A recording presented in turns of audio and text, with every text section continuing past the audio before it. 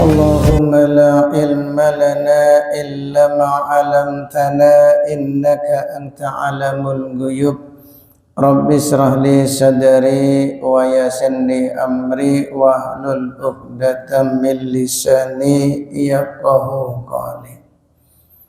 Jamaah salat subuh yang sama-sama dirahmati oleh Allah Subhanahu wa ta'ala. Bersyukur kita sebelumnya kepada Allah Subhanahu wa ta'ala, di mana Allah yang Maha Rahman, yang Maha Rahim, tidak henti-hentinya selalu memberikan nikmat kepada kita.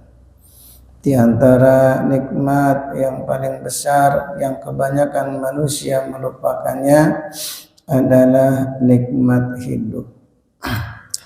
Padahal dengan nikmat hidup inilah kita bisa beribadah kepada Allah Subhanahu wa ta'ala, sehingga kita bisa menambah pahala nanti di akhirat ya Allah Subhanahu wa ta'ala. Amin. Maka mudah-mudahan semua amal-amal ibadah kita itu diterima oleh Allah Subhanahu wa ta'ala. Amin ya rabbal alamin. Hadirin yang dimuliakan oleh Allah Subhanahu wa ta'ala, sejenak kita mendengarkan beberapa nasihat. Sekarang makalah yang ke-19, makalah tasi'ata asrata. Al-Fatihah. A'udzubillahi minasyaitonir rajim. Bismillahirrahmanirrahim.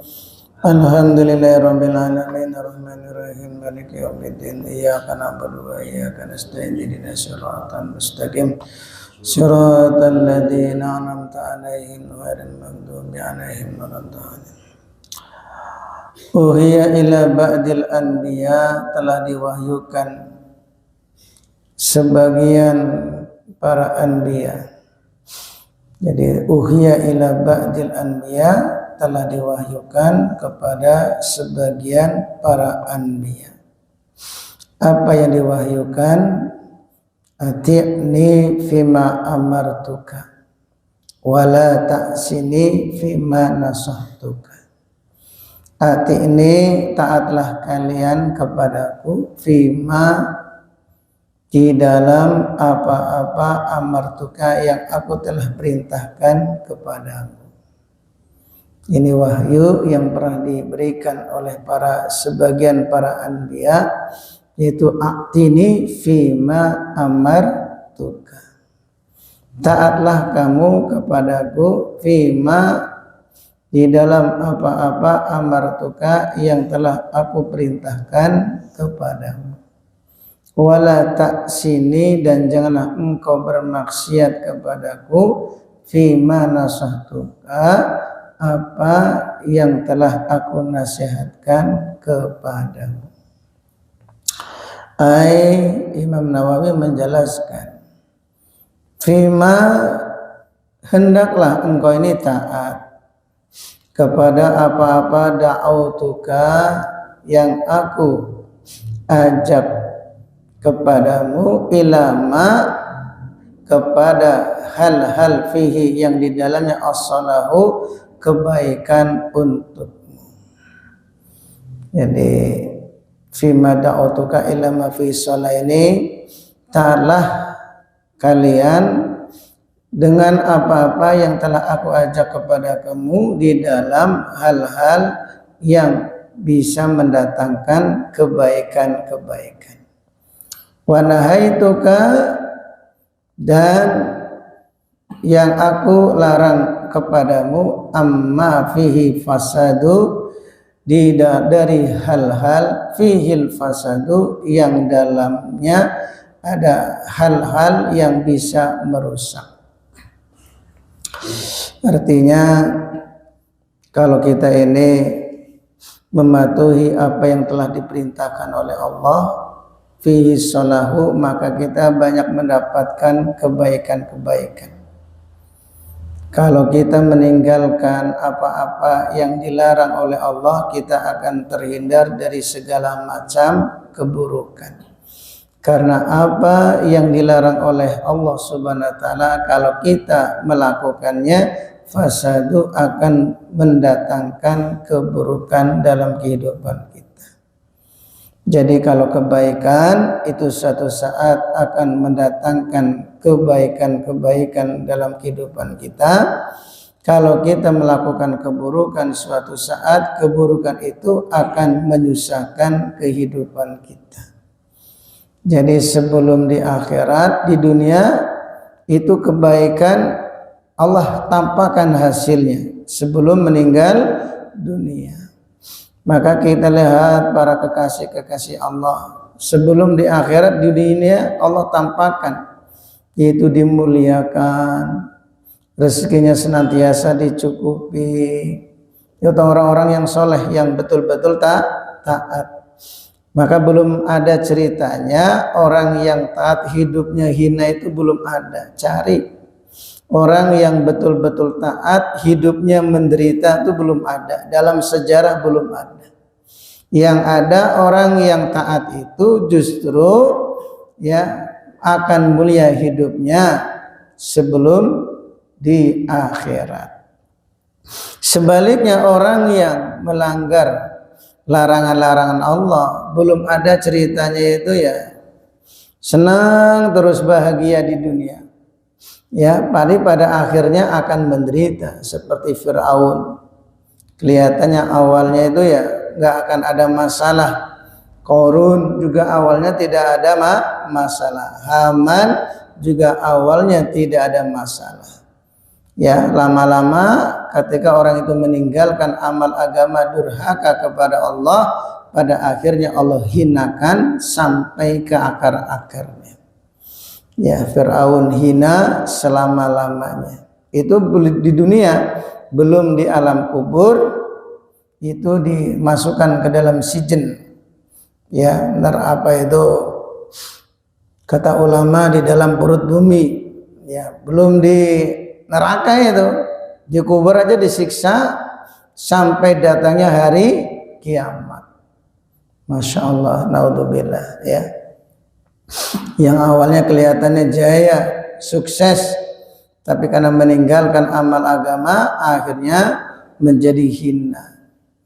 Qarun itu kan masih keluarganya Nabi Musa alaihissalam, santri teladan, paling pinter, tapi ya pada akhirnya nyeleneh, pengen jadi orang kaya, akhirnya lupa itu karena ya meninggalkan amal agama. Maka hadirin yang dimuliakan oleh Allah Subhanahu wa taala, intinya orang yang rajin beribadah kepada Allah ini di dunia akan menjadi mulia. Kehidupannya pasti mulia. Maka kalau kita lihat ya, orang-orang yang sejak muda sampai tua rajin ibadah, itu kehidupannya mulia. Semakin tua itu semakin keramat. Ya, minta doanya ya, makbul tuh. Karena sejak muda senantiasa beribadah kepada Allah. Lihat para kiai, semakin sepuh, makin tua, tuh keramatnya makin tinggi. Ya, itu kiai makin tua makin makbul itu. Ya, dan makin tua tuh makin mulia, bukan makin hina. Tapi orang meninggalkan amal agama, makin tua tuh makin menderita. Pakai celana pendek, berjemur di teras, ya, betul nggak? Dibuka bajunya supaya punggungnya kena sinar matahari. Itu contoh, kita ambil pelajaran. Maka dalam Al-Quran itu kan isinya kisah-kisah saja, cerita. Ya, masalah hukum itu dikit. Karena supaya manusia itu ngambil pelajaran dari orang-orang sekitar kita. Jadi itulah contoh orang yang meninggalkan amal agama, yang mengamalkan agama tapi nggak sungguh-sungguh, cuma ala kadarnya. Ya nanti tuanya juga ya, cuma gitu-gitu aja kehidupannya. Ya ketika tua penyakit sudah mulai sakit-sakitan, anak sudah mulai berebut warisan, ya. Ketika orang tua sakit, kurang diperhatikan, ya, mau dari keluar dari kamar ke teras saja udah nutan. Asam kenapa? Asam uratnya kambuh. Asam uratnya kambuh. Nanti cari nunggu matahari keluar, berjemur dia. Coba lihat, ya, di sebagian perumahan-perumahan itu. Kalau pagi-pagi itu lihat tuh berjemur. Lihat dibuka bajunya biar punggungnya panas. Biar apa, Mbah? Biar sehat. Nah, biar sehat. Tapi kalau kiai-kiai itu, ya, wah, dari subuh zikir aja sampai jam 9, ya. Orang datang, Pak Kiai minta doanya. Ini Pak Kiai sedikit, mohon diterima uangnya. Enak gak? Enak gak? Itu contoh. Kita nggak ngambil pelajaran. Ya, para kiai-kiai itu enak loh. Intinya jadi orang soleh itu lebih nyaman. Makin tua tuh bukan makin hina, makin mulia. Cuma kitanya yang nggak mau gitu.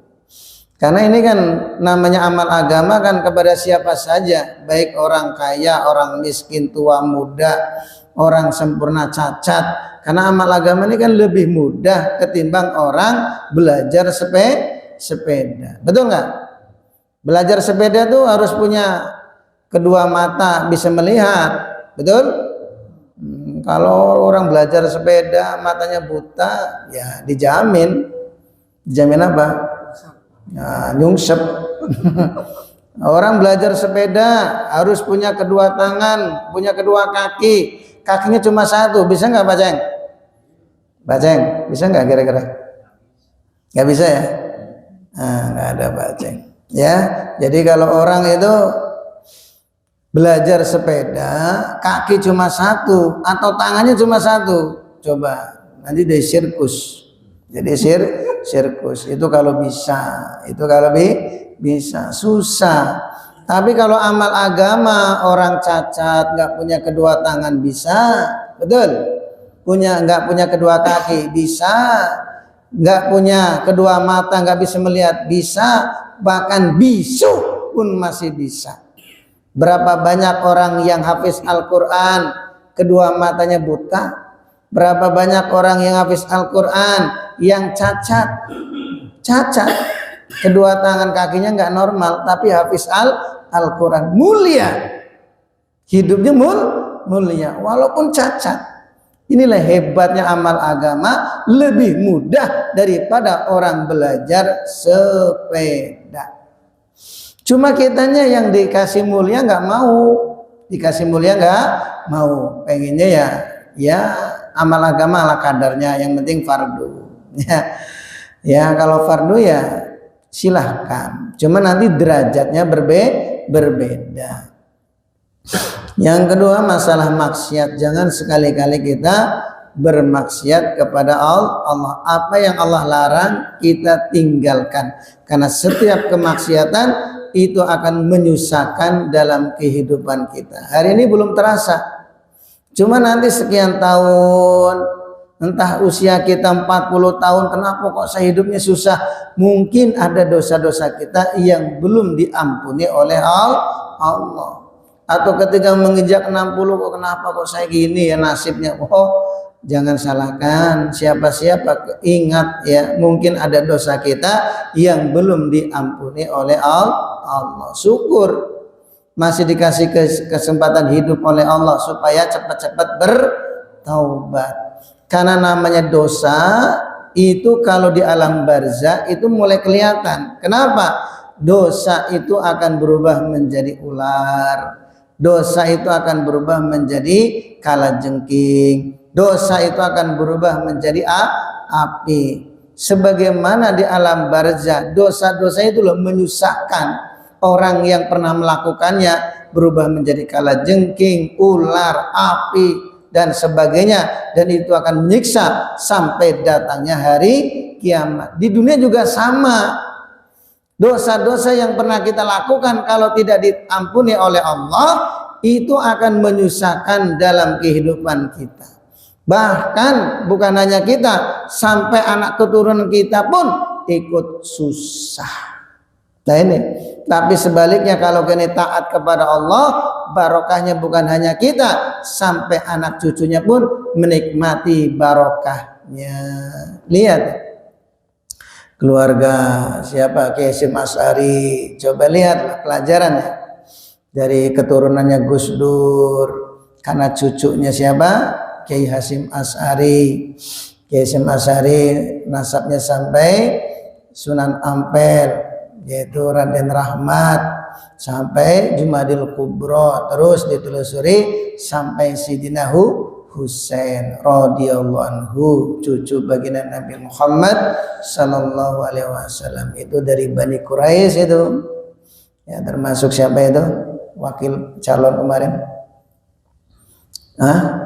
Gus Muhaimin.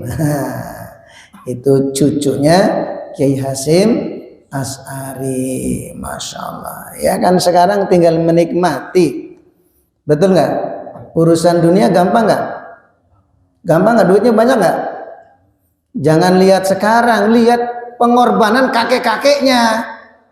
Karena kakek-kakeknya soleh, anak cucunya tinggal menikmati. Itulah satu contoh. Orang kalau amal agama bukan hanya kita yang mendapatkan keberkahan, sampai anak cucunya hingga hari kiamat, kata ulama, itu dapat barokahnya. Jadi kalau kita lihat kiai-kiai ya seperti Gus Baha, Mbah Mundubir, ya itu ditelusuri kakek-kakeknya memang orang-orang hebat-hebat semua. Jadi anak-anak cucunya sekarang ini tinggal menikmati. Kita nggak bisa memungkiri ya kekayaan mereka. Ya masalah urusan dunia, cari duitnya paling gampang, ya cari duitnya paling gampang. Coba mobil apa aja mereka punya, ya duitmu mudah. Tapi jangan lihat sekarangnya, lihat pengorbanan kakek-kakeknya, ya yang sungguh-sungguh dalam amal agama. Maka kita ini kalau nggak sungguh-sungguh, nanti kasihan anak kita, kasihan cucu-cucu kita juga kasihan. Hari ini kita nggak terasa, ya nggak terasa. Cuma nanti di saat zaman semakin berat, berat, ada orang tuh ya dalam segi dunia selalu dimudahkan. Daftar kerja mudah, pangkatnya tinggi, ya dalam urusan uang tuh selalu mudah. Ada orang tuh apa-apa susah, cari kerja susah, lamar kerjaan nggak diterima, padahal sudah gelar sarjana. Ya, ada orang tuh ada orang tuh yang dimudahkan, ada orang itu disulitkan. Nah, orang yang dimudahkan ya barokah dari kakek-kakeknya, pengorbanan mereka. Ya, kalau kita di sini kan ada juga ya yang punya keturunan kerajaan apa tuh? Ya, Kertadijaya. Itu ya dari segi rizki ya dimudahkan karena pengorbanan kakek-kakeknya. Nah kalau kita ini kalau ditelusuri nasab kita entah siapa, betul nggak? Kalau ditelusuri siapa ya kakek kita, oh ternyata menyembah Hong Wali Hong. Wah susah ini ternyata. Makanya kita bikin nasab gandul, insya Allah ya. Bikin apa? Nasab gandul. Ingat-ingat nasab gandul. Wis toh kakek saya ini nggak ada yang soleh. Sekarang saya ini mau sungguh-sungguh lah di asyukur, rajin ibadah, sholat berjamaah 5 waktu, jangan ketinggalan takbir pertama bersama imam, biar nanti barokahnya sampai ke anak cucu kita. Nah gitu, punya prinsip gitu loh, insya Allah ya, supaya anak-anak kita ini nggak susah ke depannya. Karena ya itu ada orang tuh kan hidupnya dimudahkan, kayak keturunan Gus Dur itu, keturunan Kiai Hasyim Asy'ari itu dimudahkan. Itu satu contoh kiai lah, belum kiai-kiai yang lain. Buka ini jalan, usaha apa aja jalan, rizkinya mudah. Jangan lihat sekarangnya, barokah kakek-kakeknya, pengorbanan mereka yang sungguh-sungguh dalam amal agama. Tinggal kita mau pilih mana. Kalau kita cuma mementingkan diri kita sendiri, ya tidak memikirkan anak keturunan, itu ya kembali kepada diri kita. Kalau kita betul-betul sayang kepada anak, sayang kepada keturunan, ya kita sungguh-sungguh amal agama. Sholat berjamaahnya sungguh-sungguh. Kalau ada taklim duduk, istighosah duduk. Nanti beda. Hari ini kita belum terasa. Nanti di saat kita meninggal dunia, barokah kebaikan-kebaikan itulah akan mendatangkan kepada anak keturunan kita. Sama halnya anak yang mondok di pesantren sampai selesai, itu baru kakek-kakeknya yang ahli agama. Coba perhatikan, anak yang mondok pesantren sampai selesai, itu ditelusuri memang kakek-kakeknya itu orang-orang ahli agama. Jadi barokahnya, kalau anak suruh ngaji, bung, suruh ke masjid, bung, suruh apa lagi? Makan. Nah, kalau makan mau duit, mau komo duit. Itu dari kakeknya beda. Maka kita ini bikinlah nasab gandul, insyaallah ya. Pokoknya nasab dipaksakan, pokoknya harga mati. Sholat berjamaah jangan sampai ketinggalan, istighosah jangan sampai apa, jangan sampai libur, pokoknya jangan sampai nggak ikut taklim, jangan sampai nggak ikut, banyak waktu untuk masjid supaya kehidupan kita dibarokahi. Amin. Jadi yang menikmati bukan hanya kita, tapi anak turun kita. Jadi enak kalau anak itu kemana-mana tuh usahanya tuh selalu dimudahkan. Melamar kerjaan ini diterima, jadi PNS terima. Coba lihat, tanya Haji Rusnadi itu, pejabat-pejabat itu rata-rata dari Sumedang ya, ya di Jawa Barat, betul nggak? Rata-rata dari orang Sumedang aslinya, rata-rata. Ya, karena yang kerajaan di Jawa Barat ini diantaranya ada di mana? Di Sumedang. Itu keturunan orang-orang soleh. Ya, itu beda itu. Ya walaupun ya ada pejabat yang korupsi, itu kan hanya oknum, tidak semua, tidak semua. Jadi dari segi dunia itu ya memang beda ya. Selalu dimudahkan karena barokah dari kakek-kakeknya. Maka kita ini harus memikirkan anak-anak kita dan cucu-cucu kita, karena kedepannya zaman ini bukan semakin ringan, justru zaman ini semakin berat. Mazada zaman ila siddah, kata Nabi, zaman itu tambah berat.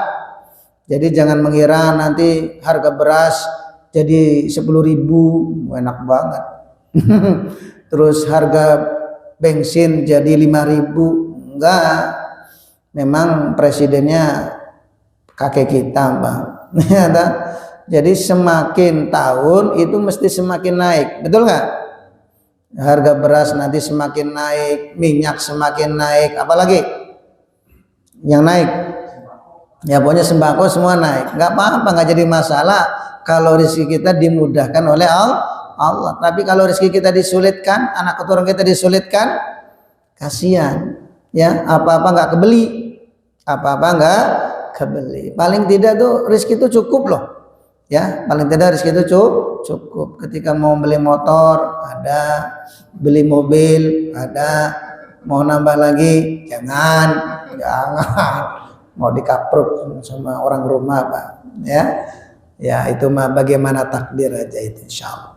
Yang jelas bagaimana jamaah syukur ini senantiasa istiqomah mengamalkan agama dan jangan sekali-kali bermaksiat kepada Allah, karena setiap kebaikan suatu saat akan mendatangkan keberkahan dan sebaliknya setiap dosa akan mendatangkan masalah dalam kehidupan kita, bahkan di akhiratnya Allah Subhanahu wa taala.